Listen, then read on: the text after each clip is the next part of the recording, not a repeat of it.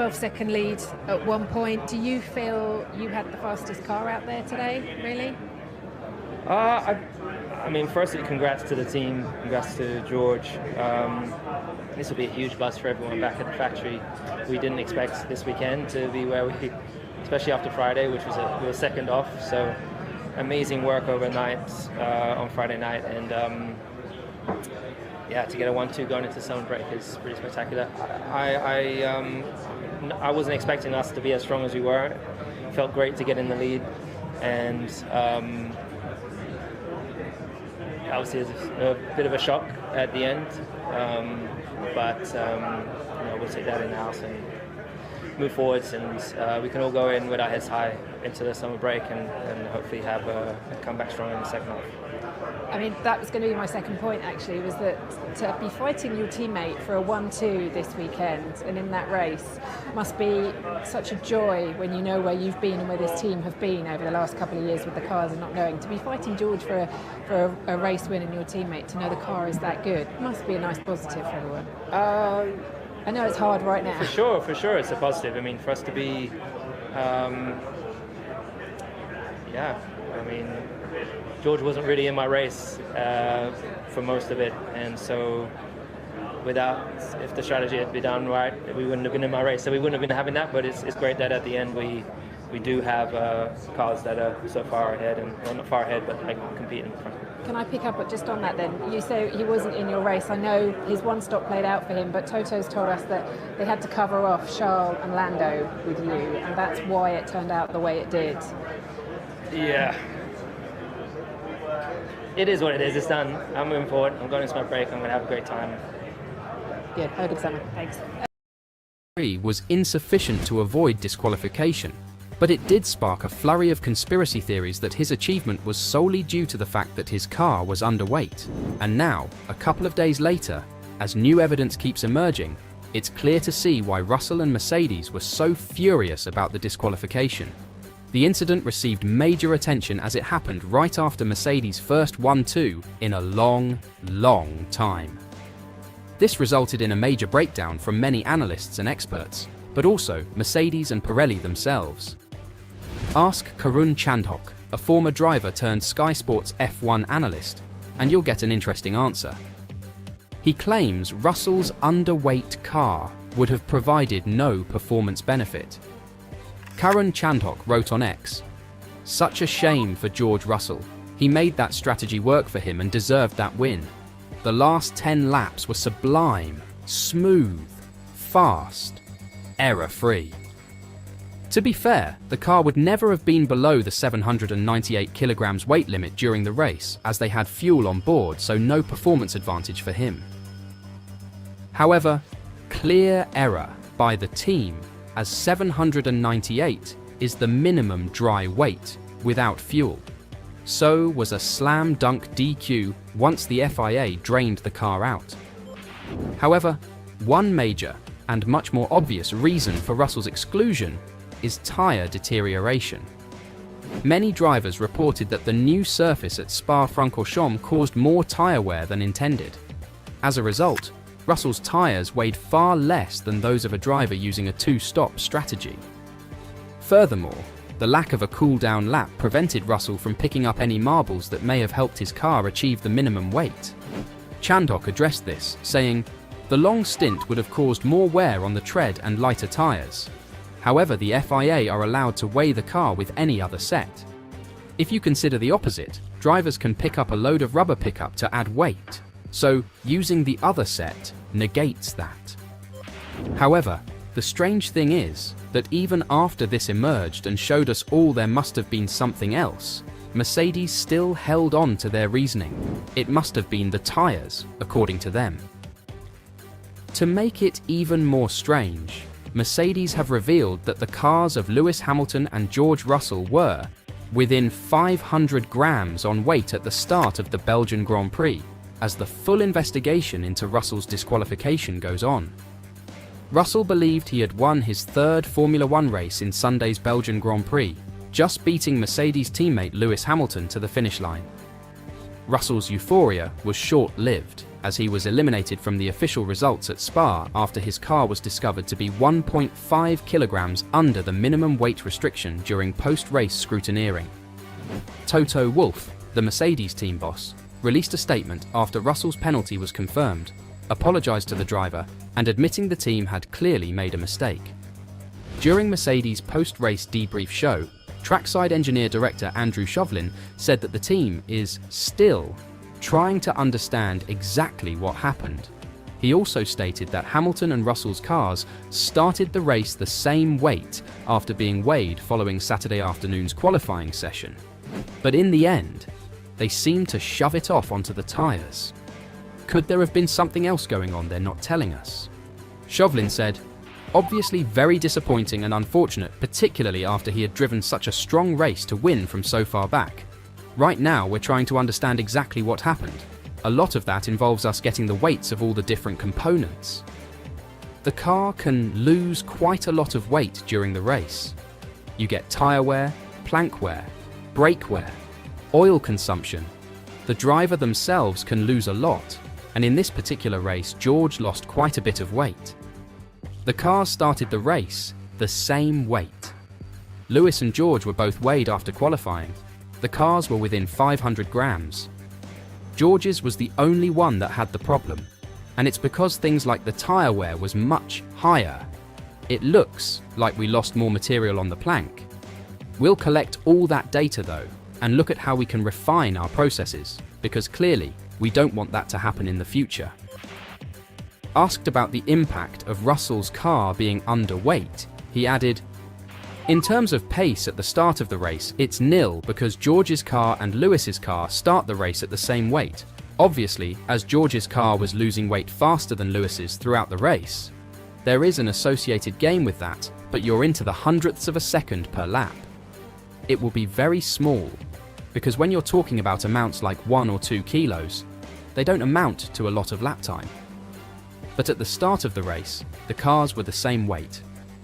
Russell's one-stop strategy, as well as the lack of the typical cool-down lap at Spa, which allows drivers to increase weight by racing over chunks of discarded tyre rubber, have both been mentioned as major reasons for his withdrawal.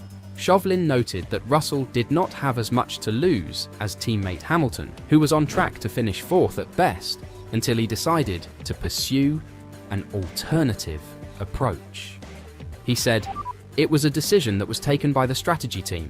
In Lewis's case, it was a fairly simple decision to make his pit stop because he was leading the race and he had Charles Leclerc behind. Leclerc was not within undercut range, but when he stopped on fresh rubber, he would have undercut us if we had not brought Lewis in. When you are leading a race and the car in P2 stops, it is completely normal that you make sure you cover that, because that is how you hold track position, and he was one of the significant threats. George did not have as much to lose. Had we stopped George at about that same point as we did Lewis, he was forecast to finish somewhere around 5th or 6th place. Maybe he would have got 4th, but we were expecting him to be able to get Sergio Perez, but he was still in that same battle that he was in before with Max Verstappen and Lando Norris. If we stayed out longer, that was what would then put George in contention for a podium position." He was very helpfully telling us that the tyres had stabilised. They did not feel like they were dropping, and he asked if we felt a one stop would be on the cards. Based on the wear we had seen in the earlier stops and in Lewis's middle stint, we could see that it was viable that you would be able to get to the end of the race with rubber. He obviously did a great job hanging on to them. It was not our plan on Sunday morning to do that strategy, but it was a good reaction by the strategy team and by George himself during the race to adapt to what we were seeing, the lower degradation, and capitalise on that. Pirelli has also offered a preliminary explanation for the lower than expected tyre wear. Pirelli, F1's tyre supplier, believes track temperatures, as well as significant tyre management for drivers on the medium surface, contributed to Russell's lack of tyre wear and his potentially costly approach. Car setups for the front axle were also emphasised. Going into the race, we stated that a one-stop was not fast enough compared to a two-stop, but leaving aside Russell's disqualification, his performance would disprove that theory, Mario Isola, Pirelli's F1 boss, said. For a preliminary explanation, at least in terms of tyre behaviour, there are some factors that stand out. First of all, today's track temperature was around 10 degrees higher than during FP2, and that probably contributed to very limited graining on the hard, which on the other hand was very significant on the mediums on a long stint. Furthermore, we can assume that the teams worked hard on defining car setup to find the best compromise between a wet qualifying and a dry race, and to try and protect the front axle, which was most prone to graining. A third element to consider is that many drivers made a point of looking after their mediums very carefully, especially in the quickest corners. While Russell's disqualification was a massive blow, Wolff was quick to point out that Mercedes were the benchmark on Grand Prix Sunday at Spa, with Hamilton's triumph making it 3 victories in the previous 4 races. "Look, you know, we have to take it on the chin if the stewards decide against us," he stated just before Russell's disqualification was announced. "It is what it is, a mistake has happened, or could have happened, and a 1-2 would have been a great result going into the summer break. It couldn't go any better." The positives, the very positive that we can take from this race is that we had 2 cars that were the benchmark in this race with 2 different strategies. Who would have said that a few months ago? And that is really good to see. I think it's the one stop that you expect lots of rubber, maybe more, but there's no excuse.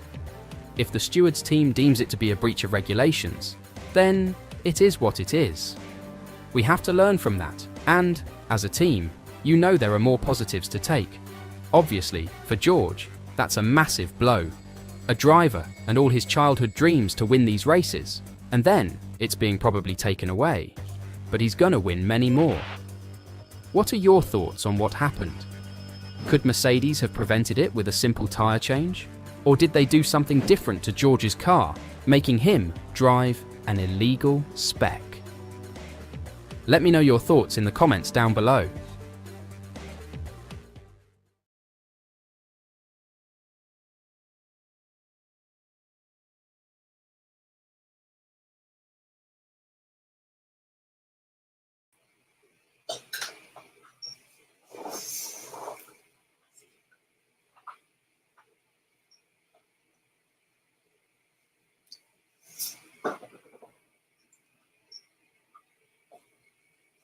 Mercedes explained George Russell's disqualification at Belgian Grand Prix with driver's own weight loss partly to blame. Higher than expected car weight loss and George Russell's own weight loss could have contributed to his disqualification at the Belgian Grand Prix. Formula One returns after the summer break with the Dutch Grand Prix at Zandvoort on August 23rd to 25th, live on Sky Sports F1. Mercedes say that George Russell's disqualification from the Belgian GP was due to higher than expected car wear and the British driver's own weight loss during the race. Russell appeared to have pulled off a glorious victory when he held off Mercedes teammate Lewis Hamilton in the closing stages to take the checkered flag at Spa. However, the remarkable one-stop strategy that the Brit pulled off ultimately appeared to cost him, as his W15 came in at 1.5 kg under the 798 kg minimum weight limit after the race, resulting in disqualification and promoting teammate Hamilton to race winner. Mercedes trackside engineering director Andrew Chauvin revealed higher than expected tyre wear and plank wear, plus the fact that Russell lost quite a bit of weight during the race, contributed to the car being too light when the race post-race. "We are trying to understand exactly what happened," said Chauvin in Mercedes post-race debrief. "A lot of that involves us getting the weights of all the different components. The car can lose quite a lot of weight during the race. You get tire wear, plank wear, brake wear, oil consumption. The driver themselves can lose a lot, and in this particular race, George lost quite a bit of weight. The car started the race the same way. Lewis and George were both weighed after qualifying. The cars were within 500 grams. George's car was the only one that had the problem, and it is because of things like this, the tire wear was much higher, and it looks like we lost more material on the plank. We will collect all the data though and look at how we can refine our process, because clearly we do not want that to happen in the future. Drivers lose a lot of weight during races, 2 to 3 kilograms, due to loss of fluid, but it is thought that Russell lost more than expected. Chauvin also admitted that as the race went on, the lower weight would have given Russell an advantage over Hamilton and McLaren's Oscar Piastri, who came third. In terms of pace at the start of the race, it is nil because George's car and Lewis's car at the start of the race, same weight, he said.